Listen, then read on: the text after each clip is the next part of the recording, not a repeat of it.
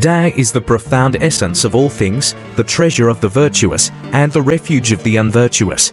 It is beyond name and form, rooted in the unity of the one nature and the original spirit. Though life and spirit are invisible, they are reflected in the heavenly light, and this heavenly light is visible through the eyes. Since ancient times, the transmission of Tao has been handed down orally from master to disciple. From the transformation witnessed by the Supreme, it has passed through the lineage of Jinhua, reaching the southern and northern branches of the Complete Reality sect. The flourishing of the sect lay in the number of its followers, and its decline in the lack of heart-to-heart transmission. Today, the teachings have been diluted and corrupted to an extreme degree. But when things reach their peak, they begin to reverse, hence the compassionate intervention of patriarchs so of pure brightness, who established the principle of an esoteric transmission beyond conventional teachings to guide those of higher understanding. For those fortunate enough to encounter these teachings, it is a rare opportunity, possibly once in 1,000 kalpas. Those who receive them should cherish the painstaking efforts of patriarchs who. One must first establish a firm foundation in the human and daily matters before truly embarking on the path of self-realization.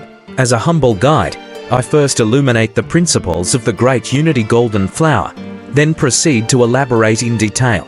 The Great Unity signifies the highest principle, while the alchemical methods make use of action to reach non-action, not a one-step direct entry. The core teachings focus on the cultivation of nature crossing, avoiding secondary methods, which is why it is so profound. The golden flower refers to light, but what color is this light? It takes the form of golden radiance, hiding the secret of light within. This is the primordial Che of the Great Unity, also referred to as lead from the water region, of only one flavor. The practice of reversing the light involves focusing on the heart of heaven, which resides in the sun and moon. As the Huang Ting Jing says, the square inch of land and the home of the body can nurture life. The home refers to the face, and the square inch of land is none other than the heart of heaven. Within this inch of space lies the most magnificent landscapes, the wondrous jade capital, and the mystical palaces of alchemical mysteries. It is where the spirit resides in its utmost purity and vitality.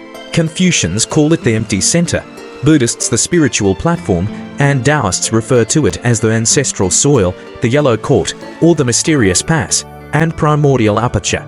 The heart of heaven is like a dwelling place, while the light is its master.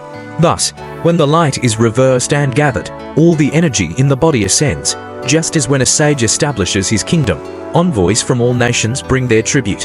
When the mind is clear, all thoughts become subject to its command.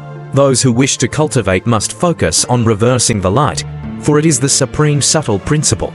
The light is easily stirred but difficult to settle. After prolonged reversal, the light condenses, becoming the natural Dharma body. The spirit will ascend to the heights of the 9 heavens. As the Heart Seal Sutra says, this is silent ascent. The practice of this principle requires no further advancement, but only pure contemplation. As the Surangama Sutra says, pure contemplation leads to flight, and surely to heavenly realms. Heaven here does not refer to the blue sky, but rather to the heavenly realm of the Qian Palace, where one's true body resides. Over time, the practitioner will naturally develop an external body beyond the physical. The golden flower is the golden elixir, representing the transformation of the spirit. Each teacher has his own understanding of this mysterious method. Though there may be no deviation from its subtleties, it is extremely dynamic and requires both intelligence and calm. Without extraordinary intelligence, one cannot practice it. Without extreme calm, one cannot sustain it.